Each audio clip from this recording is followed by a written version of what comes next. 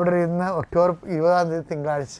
അമ്മേ പരിശുദ്ധമേ, അമ്മേ പരിശുദ്ധമേ, ദൈവമാതാവേ, കൃപാസനത്തിലൂടെ ഞങ്ങൾക്കും ഞങ്ങളുടെ ദേശത്തിനും അമ്മ മധ്യസ്ഥം തേടി തന്ന എല്ലാ അനുഗ്രഹങ്ങൾക്കും കൃപകൾക്കും ഞങ്ങളിപ്പോൾ ഹൃദയം നിറഞ്ഞ നന്ദി പറയുന്നു. അമ്മേ പരിശുദ്ധമേ, അമ്മേ പരിശുദ്ധമേ, ദൈവമാതാവേ, 2004 ഡിസംബർ 7 ഉച്ചകഴിഞ്ഞ് 2:30 കൃപാസനത്തിൽ സംഭവിച്ച അമ്മയുടെ പ്രത്യക്ഷപ്പെടലിനെ കുറിച്ച് തിരുസഭയ്ക്ക് സമർപ്പിച്ചിരിക്കുന്ന പഠനരേഖകളുടെ മേൽ സഭാത്മകമായ പഠനം ആരംഭിക്കുവാൻ ഞങ്ങൾ പ്രാർത്ഥിക്കുന്നു.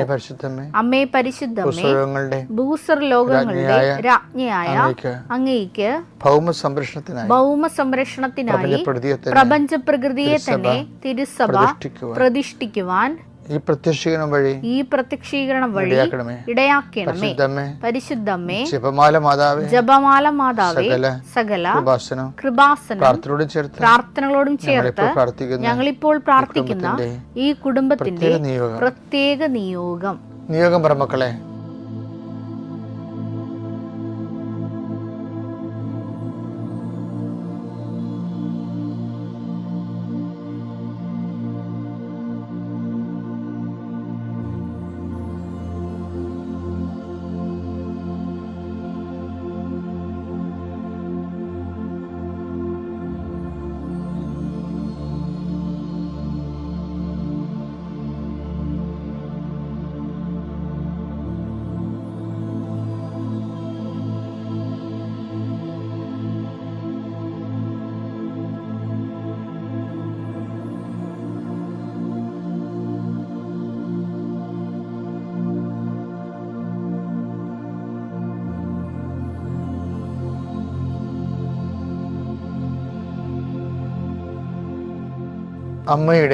അമ്മയുടെ പ്രത്യക്ഷീകരണത്തിന്റെ ഈ അനുഗ്രഹവേളയിൽ ഞങ്ങൾക്ക് സാധിച്ചു തരുവാൻ കനിയണമേ.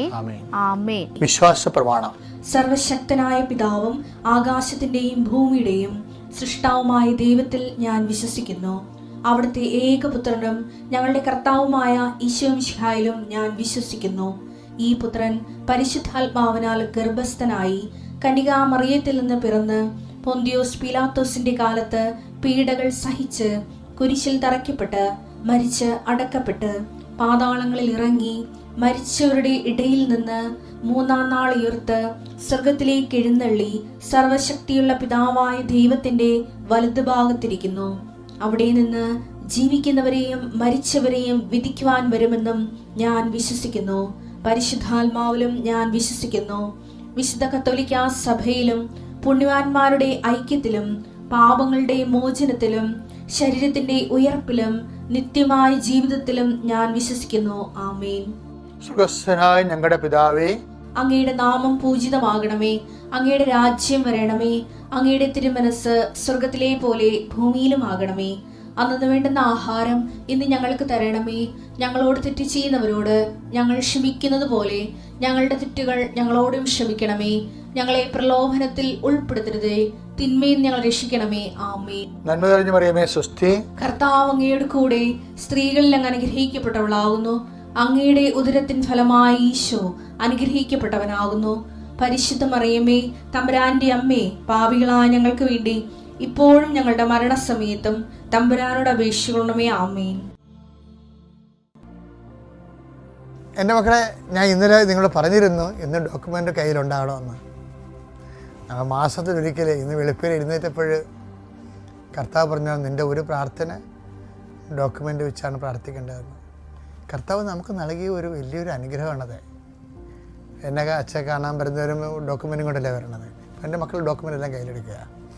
അവിടെ എല്ലാം വിശുദ്ധമായ രക്തം, കർത്താവിൻ്റെ ആത്മീയ രക്തം തളിക്കപ്പെടാൻ വേണ്ടി പ്രാർത്ഥിക്കുക. അതുമേലുള്ള തടസ്സങ്ങളില്ലേ, അത് കൈമാറുന്ന വ്യക്തിയിൽ തടസ്സങ്ങളുണ്ടാകാം, നമുക്ക് കൈമാറാൻ വേണ്ടിയുള്ള തടസ്സങ്ങളുണ്ടാകാം, സാമ്പത്തിക തടസ്സങ്ങളുണ്ടാകാം, ചിലപ്പോൾ നിയമപരമായ തടസ്സങ്ങളുണ്ടാകാം. Whatever may be the hindrance, അതിന്മേലെല്ലാം കർത്താവിൻ്റെ അധികാരം പ്രവർത്തിക്കാൻ പോകുന്ന അമകന്യാസം വരെ നിനക്ക് വേണ്ടി മധ്യസ്ഥം വഹിക്കുന്ന സമയമാണ്. കർത്താവേ, അങ്ങനെ മക്കൾ ആദരവോടെ രേഖകളും പിടിച്ചുകൊണ്ട് മുട്ടയിൽ നിന്നുകൊണ്ട് പ്രാർത്ഥിക്കുകയാണ്. ഈശോ കർത്താവെ, not by merit but by grace. നിൻ്റെ കഴിവ് കൊണ്ടല്ല, എൻ്റെ കൃപ കൊണ്ടാണെന്ന് അരുളി ചെയ്ത കർത്താവിൻ്റെ അതേ വചനങ്ങളിൽ ആശ്രയിച്ചുകൊണ്ട് അങ്ങയുടെ മക്കളുടെ ശിരസ്സിലും ആ രേഖകളിൽ ഞാൻ കൈവച്ച് പ്രാർത്ഥിക്കുന്നു. കർത്താവെ, അടിപ്പഴ പോലെ വൈദാഘാതം പോലെ ദൈവികമായ ശക്തി ഈ വ്യക്തികളിലേക്ക് ഇറങ്ങട്ടെ എന്ന് പ്രാർത്ഥിക്കുന്നു. ഈശോ, അവരിന്ന് കടന്നു പോകുന്ന വ്യക്തികളുടെ കൂടെ, എമ്മാവസിലേക്ക് പോയ ശിഷ്യന്മാരുടെ കൂടെ നിങ്ങൾ നടന്നു പോയതുപോലെ കർത്താവ് ഈ മക്കളുടെ കൂടെ നടന്നു പോകാൻ ഞാൻ ഈ മക്കളെ നിന്നെ ഏൽപ്പിക്കുന്നു. കർത്താവെ, സമാധാനമില്ലാത്ത കുടുംബങ്ങളെ കേൾക്കുമ്പോൾ തന്നെ സഹിക്കാൻ പറ്റുന്നില്ല ഈശോയെ. വിശ്വാസമില്ലാത്ത മക്കൾ, പ്രാർത്ഥിക്കാത്ത മക്കൾ, പ്രാർത്ഥന കുറഞ്ഞിട്ടുള്ള ഇടങ്ങൾ എല്ലാം പരിശുദ്ധ ദേവമാതാവിനെ ഏൽപ്പിക്കുന്നു. ഈശോ, അവരെ അങ്ങ് സന്ദർശിക്കണേ, അടയാളം നൽകണേ കർത്താവേ. Lord Jesus Christ, pour out His Spirit, touch with a fire finger, suck with the precious blood, authority of the Catholic Church, power of Jesus Christ, merit to some holy priesthood. I bless and hallow your documents and you yourself. Thank you. Thank you, Jesus. എൻ്റെ പ്രിയപ്പെട്ടവരെ, കഴിഞ്ഞ ദിവസങ്ങളിൽ ഫ്രാൻസിലെ ധ്യാനത്തെക്കുറിച്ച് ഞാൻ പറഞ്ഞിരുന്നു. ഫ്രാൻസിൽ നിന്ന് പിന്നീട് ധ്യാനയാത്ര നടത്തിയത് റോമിലേക്കാണ്. റോമയിലെ നമ്മുടെ വത്തിക്കാൻ സെൻറ്റ് പീറ്റേഴ്സ് ദേവാലയത്തിൻ്റെ 1 കിലോമീറ്റർ ഇപ്പുറത്ത് ഒരു വാക്കബിൾ ഡിസ്റ്റൻസാണ്, 1.6 കിലോമീറ്റേഴ്സ്. അവിടെ സാൻ ജിയോവാനി ബാപ്റ്റിസ്റ്റ എന്നും പറഞ്ഞൊരു വലിയ ബസിലിക്കയുണ്ട്. അവിടെയാണ് ഈ ഉടമ്പടി ധ്യാനം നടത്തിയത്. ഫ്രാൻസിനേക്കാൾ എന്നെ ഞെട്ടിച്ചത് റോമാണെന്ന് തോന്നുന്നത്. എന്നുവെച്ചാൽ ഫ്രാൻസിൽ നമ്മൾ അവിടെ താമസിച്ച് ധ്യാനിക്കുകയല്ലേ 6 ദിവസം. അപ്പോൾ അതിന് ആൾ കുറവായിരുന്നു. റോമിൽ 1 ഡേ റിട്രീറ്റ് ആയിരുന്നു. അപ്പോൾ അവിടെ വെച്ചാൽ 1000-ലധികം ആൾക്കാരാണ് എല്ലാ സ്ഥലങ്ങളിൽ നിന്ന് വന്ന് ആ ബാപ്റ്റിസ്റ്റ് ദേവാലയം നിറഞ്ഞ് കവിഞ്ഞ്. ഞാനെല്ലാവരെയും കണ്ട്, ശരിക്കും ഈ 1000 പേരെയും കണ്ടിട്ടാണ് പോകുന്നത്, കണ്ട് പ്രാർത്ഥിച്ചിട്ടാണ് പോകുന്നത്. ഉടമ്പടി ധ്യാനം നടത്തി. അതെല്ലാം മാതാവ് കറക്റ്റായി. മാതാവ് കൃപാസനം അമ്മ ടൈമിൻ്റെ ആളല്ല, സമയത്തിൻ്റെ കൃത്യം 5:30 ധ്യാനം നിർത്തി ഞങ്ങൾ പുറത്തിറങ്ങി എല്ലാവരെയും കണ്ട്. അപ്പോൾ എന്താ ഞാൻ ഇത് പറയാൻ കാരണം എന്ന് വെച്ച് കഴിഞ്ഞാൽ, ധ്യാനം അവിടെ സംഘടിപ്പിക്കുന്നതിന് എന്നെ സഹായിച്ചത് അവിടുത്തെ കൃപാസനം ഗ്രൂപ്പുകളാണ്. റോമിൽ 2 സൂപ്പർ കൃപാസനം ഗ്രൂപ്പുകളുണ്ട്, 10-100 അംഗങ്ങളുള്ള. അവരെല്ലാ ദിവസവും രാത്രി മധ്യസ്ഥ പ്രാർത്ഥന നടത്തും. നമ്മുടെ കൃപാസനത്തിൻ്റെ നേരത്തെ ഉണ്ടായിരുന്ന അസിസ്റ്റൻ്റ് അച്ഛൻ ക്ലിൻ്റൺ അച്ഛൻ അവിടെ ഉണ്ട്. അച്ഛനെ ഗ്രൂപ്പുമായിട്ട് കണക്ട് ചെയ്തിട്ടുണ്ട്. പിന്നെ പോൾ സണ്ണി അച്ഛനുണ്ട്. പോൾ സണ്ണനാണ് ഇതിൻ്റെ ഓർഗനൈസറായിരുന്നത്. അവരെല്ലാം ഞാൻ ഇപ്പോൾ നന്ദിയോടെ ഓർക്കുകയാണ്. ഈ പള്ളിയുടെ വികാരി പോൾ സണ്ണി അച്ഛനാണ്. ചെറിയച്ഛനുണ്ട്. പിന്നെ നമ്മുടെ ഇടവകയിൽ എൻ്റെ ഏറ്റവും അടുത്ത ആത്മബന്ധത്തിലുള്ള സോണി പനക്കരച്ചൻ. ഇപ്പോൾ ഇവർ എല്ലാവരും ഈ ധ്യാനത്തിൽ എന്നെ സഹായിക്കാൻ വേണ്ടി അവിടെ വന്നിട്ടുണ്ടായിരുന്നു. ഫ്രാൻസ് തൊട്ട് റോം വരെ പ്രാർത്ഥിച്ച് പോകുമ്പോൾ നമുക്ക് കർത്താവ് നമ്മളോട് സംസാരിക്കുന്ന ചില കാര്യങ്ങളിൽ ഒന്നും ഇതായിരുന്നു. സ്പിരിച്വാലിറ്റിയിൽ, ആധ്യാത്മികയിൽ ദൈവമായിട്ടുള്ള ബന്ധത്തെ വളരണമെങ്കിൽ നമുക്ക് ജെനുവിനിറ്റിയാണ് ഫസ്റ്റ്. ജെനുവിനിറ്റിക്ക് പല മലയാളമുണ്ട്. കലർപ്പില്ലാത്ത, നമ്മൾ കഴിഞ്ഞ ദിവസങ്ങളിൽ കണ്ടില്ലേ, എന്താണ് ഇതാ ഒരു കലർപ്പില്ലാത്ത ഇസ്രയേലിയൻ. അത് തന്നെ സാധനം. നഥാനിയേൽ തൻ്റെ അടുത്തേക്ക് വന്നത് കണ്ടിട്ട് ഈശോ പറഞ്ഞു, this is a genuine Israels, in him there is no hypocrisy. ശരിക്കും പറഞ്ഞാൽ ഈ നമ്മൾ ബൈബിൾ മുഴുവൻ നോക്കിക്കഴിഞ്ഞാൽ, ഞാൻ എന്തുകൊണ്ടാണ് ഇതിൻ്റെ ആത്മീയ വളർച്ചയുടെ മർമ്മമാണ് ജെനുവിറ്റി എന്ന് പറയുന്നത്. ബൈബിൾ മുഴുവൻ നോക്കിയാൽ ഈശോ ആദ്യം പറഞ്ഞത് എന്താണ്? ഫസ്റ്റ്. ഇപ്പം ഉടമ്പടി എന്ന് പറയണത് എന്താ? ശരിക്കും പറഞ്ഞാൽ കൃപാസനം നടക്കുന്ന മരിയൻ ഉടമ്പടി എന്താണ്? അവൻ പറയണത് പോലെ ചെയ്യുക. അപ്പം അവൻ പറഞ്ഞത് എന്താണ്? ആദ്യം പറഞ്ഞത് എന്താ? അവൻ അനുതപിക്കുക, സുവിശേഷത്തിൽ വിശ്വസിക്കുക.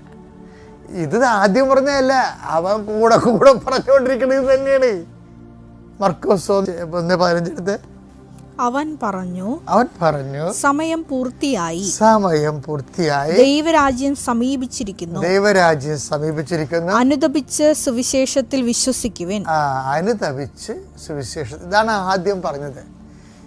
It is his priority. നമ്മുടെ ആധ്യാത്മിക ജീവിതത്തിന് പ്രയോറിറ്റി എന്താണ്? അനുതാപമാണ്. ഉടമ്പടിയുടെയും പ്രയോറിറ്റി എന്താ? അനുതാപമാണ്. എന്ന് വെച്ച് കഴിഞ്ഞാൽ ഈ അനുതാപത്തിൻ്റെ മേഖലകളെ പിന്നെ അനാവരണം ചെയ്യണതായിരുന്നു ഈശോയുടെ സുവിശേഷം. ഈശോയുടെ സുവിശേഷ യാത്രയുടെ സംഭവം എന്താണ്? അവൻ ആദ്യം പറഞ്ഞ് അനുതപിക്കുക, സുവിശേഷത്തെ വിശ്വസിക്കുക എന്ന് പറഞ്ഞ മർക്കോസിൻ്റെ 1:15 പ്രായോഗിക ആപ്ലിക്കേഷൻ ലെവലാണ് പിന്നീട് അനുതപിക്കുക, എന്തെല്ലാം കാര്യത്തിൽ അനുതപിക്കണം എന്ന് പറഞ്ഞതിന് ശേഷമാണ് അനുതപിക്കേണ്ട ഒരു മേഖലയിലേക്കാണ് പിന്നീട് അവൻ വരണത്. എന്താണ്? മൂന്നാമത്തെ വ്യക്തിയായിട്ട്, ആദ്യത്തെ വ്യക്തിയായിട്ട് കാണുന്നത് ജോൺ ദി ബാപ്റ്റിസ്റ്റ് അല്ലേ? യോഹന്നാൻ്റെ സുവിശേഷം പരിശോധിക്കുമ്പോൾ ആദ്യത്തെ വ്യക്തി ആരാണ്? ഈശോ യോഹന്നാൻ പരിചയപ്പെടുത്തുന്ന വ്യക്തി ജോൺ ദി ബാപ്റ്റിസ്റ്റ്. സെക്കൻഡ്, രണ്ടാമത്തെ ലേഖനത്തിൽ യോഹന്നാൻ ശ്ലീഹ വെളിപ്പെടുത്തുന്ന രണ്ടാമത്തെ പേഴ്സൺ ബ്ലെസ്ഡ് വെർജിൻ മേരി, മദറാണ്, അമ്മയാണ്. മൂന്നാമത് പരിചയപ്പെടുന്ന വ്യക്തിയാണ് നാഥാനിയേൽ. നാഥാനിയേലിലേക്ക് വരുമ്പോൾ തൊട്ട് അനുതാപത്തിൻ്റെ ക്ലാസ്സുകൾ ഈശോ ആരംഭിക്കാൻ തുടങ്ങും. എന്താണ്? നാഥാനിയേൽ, ഇതാ here comes A genuine Israel's. ഇതാ ഒരു യഥാർത്ഥ ഇസ്രയേലിയൻ. എന്താണ്? ഇവൻ ഹീസ് നോട്ട് ഹിപ്പോക്രാറ്റ്, ഇവന് കാപട്യം ഇല്ല. അപ്പം ആധ്യാത്മിക മർമ്മം എന്ന് പറയണത് നമ്മൾ എന്തുമാത്രം നമ്മളുടെ കാപട്യങ്ങളെ, ഏറ്റവും വലിയ പ്രശ്നമെന്ന് പറയണത് നമ്മളുടെ കാപട്യങ്ങൾ, അതായത് ദൈവ തിരുസന്നിധി. ഞാൻ എന്നോട് ചോദിച്ച ക്ലിൻറ്റനച്ചോട് പറഞ്ഞേ, എന്നുവെച്ചാൽ ഇതിൻ്റെ വരുന്നൊരു വിഷയം, നമ്മൾ ഗ്രേസ് ബിൽട്ട് അപ്പോൺ നേച്ചർ, അത് ഞങ്ങൾ ദൈവശാസ്ത്രത്തിൽ പഠിക്കുന്നതാണ്. കൃപ ഒരു മനുഷ്യൻ്റെ നേച്ചറിലാണ് വർക്കൗട്ട് ചെയ്ത് വളർന്നു വരുന്നത്. ഈ നേച്ചറിനെ നമ്മൾ കൃപ സ്വീകരിക്കാൻ വേണ്ടി പരുവപ്പെടുത്തുന്നതിന് വേണ്ടി കർത്താവ് പ്രോബ്ലംസ് നമുക്ക് തന്നുകൊണ്ടേ ഇരിക്കും. God himself may create problem to engrace us. അത് നമ്മൾ ഞാൻ ഒത്തിരി പേര് കാണുന്നത്, എന്നിലും കണ്ടിട്ടുള്ള ഒരു സത്യമാണത്. പ്രോബ്ലം തന്നിട്ട് നമുക്കറിയാമല്ലോ, നമുക്ക് ഈ മണിച്ചിത്രത്താഴെന്ന് പറഞ്ഞ് നിങ്ങളൊരു സിനിമ കണ്ടിട്ടില്ലേ? ഞാൻ അതിൻ്റെ മൊത്തം കണ്ടിട്ടില്ലെങ്കിൽ അതിൻ്റെ ടീസറൊക്കെ ഇതുപോലെ യൂട്യൂബ് എടുക്കുമ്പോൾ കണ്ടിട്ടുണ്ട്. അപ്പോൾ എനിക്ക് ഞാൻ കാണുന്നതല്ല, ഞാൻ കാണുന്ന ഭയങ്കരമായിട്ട് ശ്രദ്ധിക്കും. വാട്ട് ഇസ് ഹാപ്പനിങ് ദെയർ നോക്കും. ഇപ്പോൾ അവിടെ നോക്കുമ്പോൾ ഒരു ഡയബോളിക് പേഴ്സണാലിറ്റി ഉള്ള ഒരു വ്യക്തിയെ കാണിക്കുകയാണ്. ആരാണത്? അത് ഒരു വ്യക്തി, അവരുടെ പേര് ഗംഗ എന്നാണ്. അപ്പം ഗംഗയിൽ തന്നെ വേറൊരു വ്യക്തിയുണ്ട്. ആരാണത്? നാഗവല്ലി. അപ്പം അവിടുത്തെ ആ ഒരു സ്ഥലത്ത് ഈ രണ്ട് വ്യക്തികൾ ഒരുമിച്ച് ജീവിക്കുന്നു. എന്നിട്ട് അവിടുത്തെ മനഃശാസ്ത്രത്തിൻ്റെ പരിപാടി എന്താ? ഗംഗ തന്നെയാണ് നാഗവല്ലി എന്ന് ഐഡൻറ്റിഫൈ ചെയ്യുക എന്നുള്ളതാണ്. നാഗവല്ലി ആക്കാതിരിക്കാൻ വേണ്ടി വേറൊരു സ്ത്രീയെ അവിടെ കൊണ്ടുവന്ന് വീട്ടുകാർ ഭ്രാന്തിയായിട്ട് ആപ്ലിക്കേറ്റ് ചെയ്തിട്ട് ഗംഗയെ സംരക്ഷിക്കുന്നുണ്ട്. അല്ല, അത് നമ്മൾ ഇതിൻ്റെ അകത്ത് കാണുന്നതാണ്. അതുപോലെ തന്നെ ഇപ്പോൾ എന്നിട്ട് ഈ അല്ലിക്ക് ആഭരണമെടുക്കാൻ ഞാൻ കൂടി പോട്ടെ എന്ന് ഈ ഗംഗ ചോദിക്കും. അപ്പോൾ ഈ നകുലം പറയും, നീ പോകണ്ട എന്ന്. ഗംഗ പോകണ്ട എന്ന് പറയും. പിന്നെ പോകാൻ നേരെ ആകുമ്പോൾ പിന്നീട് ചോദിക്കും, അപ്പോൾ ഞാൻ രാവിലെ പറഞ്ഞിരുന്നതാണല്ലോ, പോകാമെന്ന് പറഞ്ഞായിരുന്നല്ലോ, ഇപ്പം പിന്നെ എന്താ ഇപ്പം എന്താ ഇങ്ങനെ? ഗംഗ പോകണ്ടെന്നല്ലേ ഞാൻ പറഞ്ഞത്. അപ്പോൾ അല്ലിക്ക് ആഭരണമെടുക്കാൻ ഞാൻ പോകണ്ടേ? എന്നെ വിടമാട്ടെ? ഇല്ല, ഗംഗ പോകണ്ട. വിട്ടമാട്ടേൻ എന്ന അപ്പോൾ ഇവരുടെ ഭാവങ്ങൾ മാറിയിട്ട് നാഗവല്ലി പുറത്ത് വരും. അപ്പോൾ എന്നിട്ട് ഈ നാഗവല്ലിയെ അവർ ട്രീറ്റ് ചെയ്യുന്നുണ്ട് അവരവരുടെ രീതിയിൽ. സ്പിരിച്വാലിറ്റിയിൽ ഈ ഒരു പ്രശ്നമുണ്ട്, നമ്മുടെ ഉള്ളിലല്ല. അതുകൊണ്ടാണ് ഈ നെയ്യാൾ വരുമ്പോൾ ഉടനെ പറയണത് ഇവനിൽ നാഗവല്ലി ഇല്ലെന്ന് പറയും. ആരാണ്? നാദാനിയിൽ വരുമ്പോൾ ഇവനിൽ നാഗവല്ലി ഇല്ല, ഇവനിൽ വേറൊരു കഥാപാത്രം ഇല്ല, ഇവൻ മാത്രമേ ഉള്ളൂ. ഇവനെ വർക്ക് ചെയ്യാൻ എളുപ്പമാണ് ദൈവത്തിന്. അസ്പേർ മർമ്മം അതാ. പക്ഷേ എന്നിട്ട് പറയും വേറൊരാളുണ്ടായിരുന്നു, അയാൾ എത്ര വലിയ ഉന്നതനാണെന്ന് പറഞ്ഞാലും അയാളിൽ വേറൊരു പേഴ്സണാലിറ്റി ഉണ്ട്, യാക്കോബ്. നമ്മൾ കഴിഞ്ഞ ദിവസങ്ങളിൽ കണ്ടതാണത്. യാക്കോബ് അയാൾക്ക് 2 പേഴ്സണാലിറ്റി ഉണ്ടെന്ന് പറയും. ഈ 2 പേഴ്സണാലിറ്റി ഉണ്ടെങ്കിൽ ഈ ലൂർദ് തൊട്ട് ഹുറോം വരെ അമ്മ പറഞ്ഞുകൊണ്ടിരുന്നതും ഈശോ പറയാൻ വേണ്ടി പ്രേരിപ്പിച്ചുകൊണ്ടിരുന്നതുമെല്ലാം ധ്യാനിപ്പിക്കുമ്പോൾ നിൻ്റെതായാലും മറ്റുള്ളവരായാലും ഈ ഡബിൾ പേഴ്സണാലിറ്റിയെ ട്രീറ്റ് ചെയ്യണമെന്ന് വചനം. അതിനെ അഡ്രസ്സ് ചെയ്യണം. ഇന്നല്ലെങ്കിൽ നാളെ നമ്മുടെ ഒരു അതർ മേനെ നമ്മൾ കൺഫ്രണ്ട് ചെയ്യേണ്ടി വരും. അപ്പോസ്തലന്മാരിലും ഉണ്ട് ഇതുപോലെയുള്ള ഒരു പ്രശ്നങ്ങൾ, അപ്പോസ്തലന്മാരിലും ഉണ്ട്. അപ്പോൾ ഇത് ട്രീറ്റ് ചെയ്യണത് അനുതപിക്കുക, സുവിശേഷത്തിൽ വിശ്വസിക്കുക എന്ന് പറയുമ്പോൾ ഇതൊരു ലോങ് ടൈം പ്രോസസ്സാണ്. അല്ലാതെ എവിടെയെങ്കിലും പോയി കുറച്ച് ധ്യാനങ്ങൾ കൂടിയിട്ട് അത് തെറ്റാണ് ഇത് ശരിയാണെന്നൊക്കെ പറഞ്ഞിട്ട് ഒരു അനുതാപകം ഉണ്ടാക്കി തൽക്കാലം കുമ്പസാരിച്ചിട്ട് ഒരു അഭിഷേകം മേടിച്ചിട്ട് അവിടുന്ന് പിരിയുക, അങ്ങനെയുള്ള ഒരു മിനിമം പ്രോഗ്രാം ഒന്നും ആധ്യാത്മികയിലില്ല. You can do it, we cannot but do it. അങ്ങനെ തന്നെ നമ്മൾ പ്രൊസീഡ് ചെയ്യേണ്ടത്. പക്ഷേ അതിൽ തന്നെ പൂർണ്ണമല്ലെന്ന് എപ്പോഴും ഓർക്കണം. കാര്യം എന്താണ്? ആത്മീയ അന്വേഷണം വീണ്ടും തുടരണം.